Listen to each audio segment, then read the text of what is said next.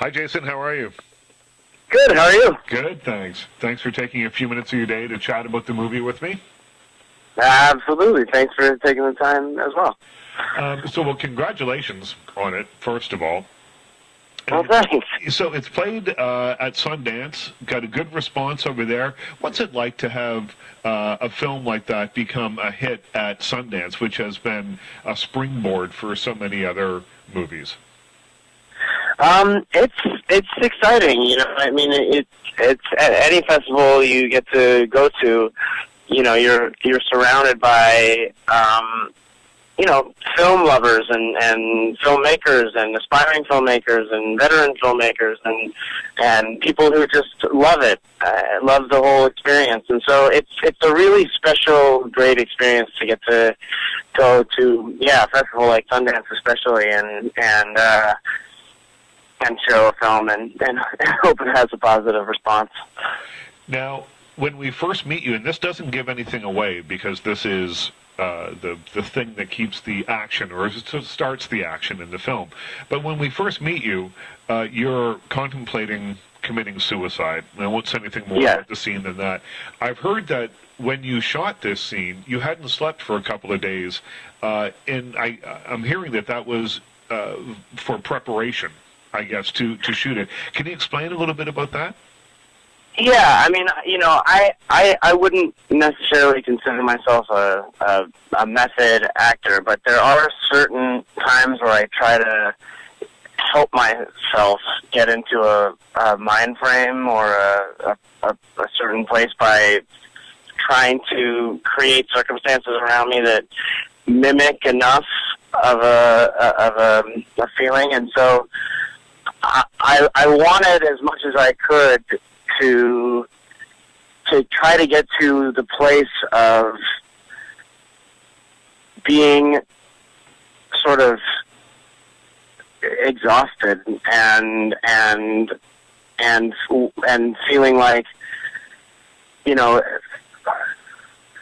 I felt like Alex at that point might have spent some nights sleepless and haunted and alone, and so I spent a lot of time just kind of wandering around my house trying to, I made myself coffees and tried to stay up all night and basically not give my brain a chance to rest, and try to get to a point where it would feel like any release from that would have been welcome. And in my case, it was just about sort of transferring that over into a more extreme version and just helping me get into a mindset of someone who is who doesn't see any other solution and just wants the pain to end.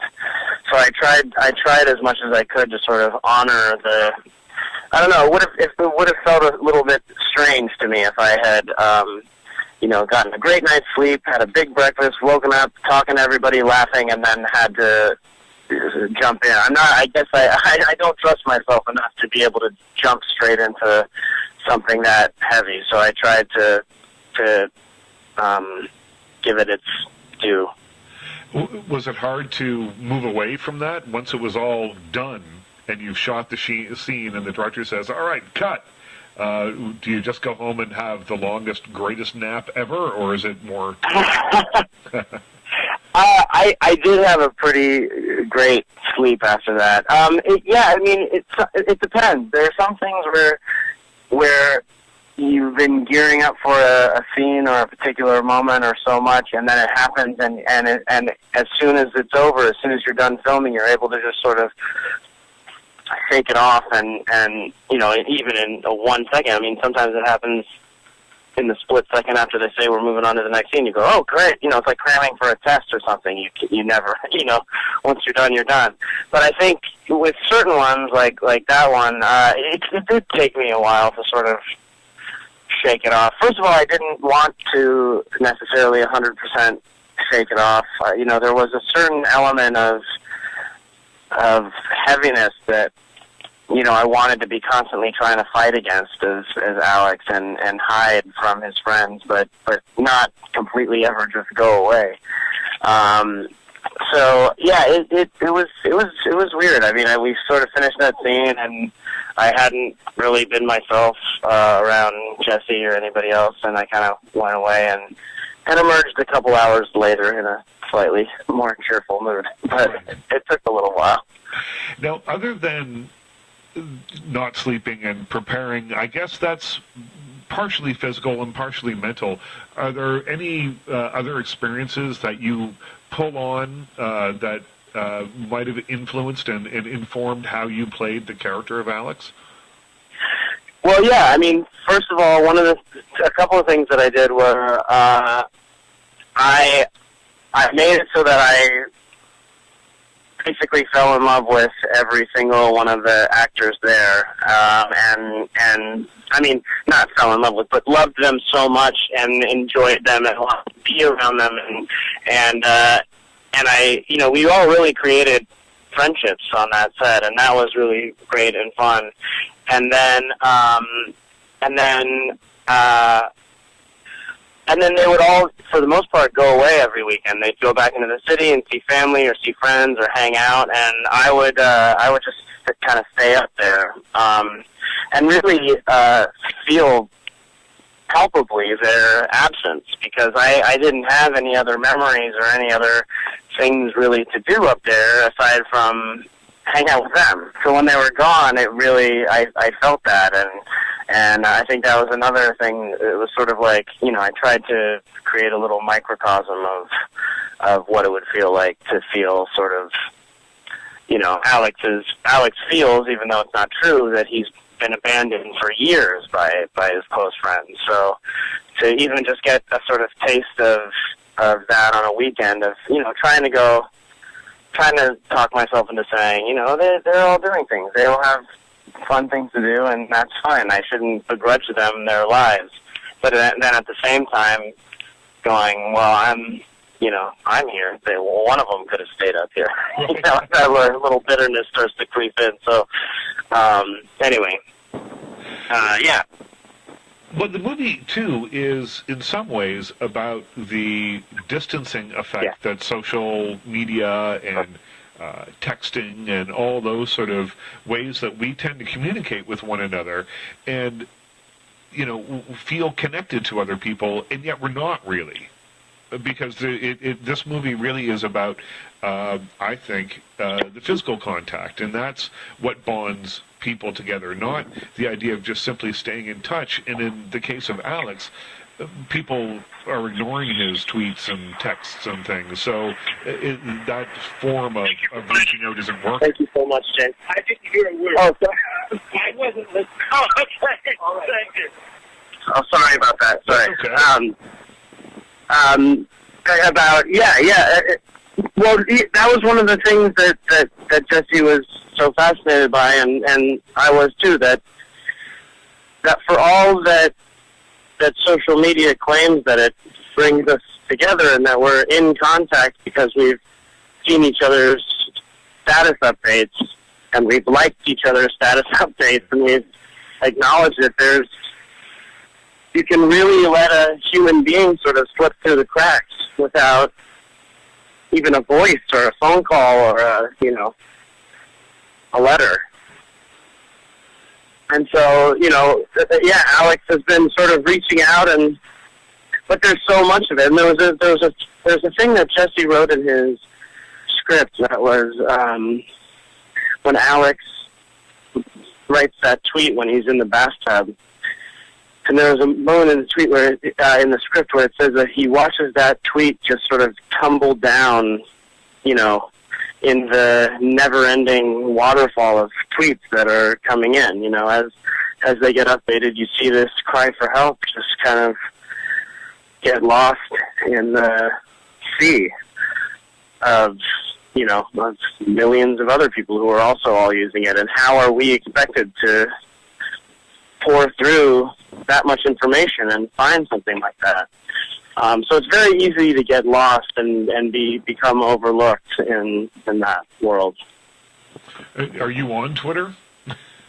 I am on Twitter, yes. And are you connected? Do you use it, or is it just something that I'm just looking you up here on Twitter, but my computer has frozen. Which is a statement all in its own, I guess, on the connectivity of social media. But what kind of things do you do? Do you use it to stay in touch with people, or is it just, hey, look, I'm on set, and it's cool, and I'm hanging out with ... I usually use it for if I think of a little joke, or I'll put that up there. Or if if I am trying to, I'll probably tweet about Alex is coming out and share with people. But after Facebook, which was the first one that I actually used actually not the first one, I used Friendster before that, but Facebook was the bigger one that I actually used to get in touch with people. And very quickly I got overwhelmed by it, and it sort of freaked me out. And so with Twitter and with Instagram even, and with Vine and all the social media things that I have sort of delved into, I'm a step removed. My Instagram is no real pictures of me. It's all a weird sort of pictures of warning signs that I've created a story for, because to me I don't want to pretend like I really am closer to someone than I actually am. To me it feels like it's very possible that there are some strangers following me on Instagram. So here are the pictures of my life that I'm comfortable sharing with everybody. And if for the most part, I'm a very private person anyway. So even when I was on Facebook, I didn't post a lot of personal photos. I don't really talk about my life or anything like that. It's sort of for work or for fun. Right. But not really for connecting with people. Well, I think that's probably the safest and probably smartest way to deal with it. When you see the messes that some people get into via Facebook and just everything else with, because it's such a part of our lives, or for a lot of people, you're tweeting, a few times a day, and you're on Facebook, you're doing whatever, you forget that there is an audience out there of however many followers or friends or whatever it is that you have that are paying attention to what you're tweeting. And sometimes, hey, look, I'm drunk in a bar and I'm taking my shot. Oh yeah. And then right. And that comes back to haunt you later. Absolutely. Or I've seen even friends of mine. I've seen them get into a real vicious fight with somebody. Right. And where they're both just tweeting horrible things at each other. And I can see when I look back at the whole story that how, my friend was baited into this, and, people say horrible things online, but once you engage and you go back into it, you've written something that down that even if you delete it, people could see it later. And, what you say in the heat of an argument is not something that you'd necessarily want written down and screen grabbed and kept for all eternity. Yeah. So I'm very aware of how powerful it is, which can be a good thing, and it can also be a very dangerous thing. But I try not to let myself get tricked into. There have been times where I've followed someone on Twitter that I've been like a fan of, and they've followed me back or something like that. But I don't start going, oh, we're friends now. Right. Let's hang out. Yeah. Or even that person really does care about what I'm saying. They could have been being polite, and and it's a sort of exciting, fun little thing for me. But it doesn't. I guess it gets really dangerous when people start assuming that it takes the place of actual interactions. Right. Sorry to interrupt, guys. You have 1 minute left. Yep. Well, let's say we're almost out of time. About Alex, what would you like people to walk away from feeling? I would love for them to walk away feeling like you know who I should call right now? Right. This person. That's what I would really like. I would really like people to walk away and go, here's a person in my life I've been meaning to get in touch with. I haven't for whatever reason. Life takes us in a million different directions. But I would love to just call that person up and see if we can meet for a coffee or have a phone call and catch up and just see how they're doing. That's what I would hope. Not that, we all need to be worried at all times that everyone that we haven't talked to is going to do something horrible to themselves. But I think it's nice to be reminded to pick up the phone and call someone every once in a while. Call, don't tweet. Call, don't tweet. Yes. Well, thank you very much for this. And that's all our time. Congratulations on the movie.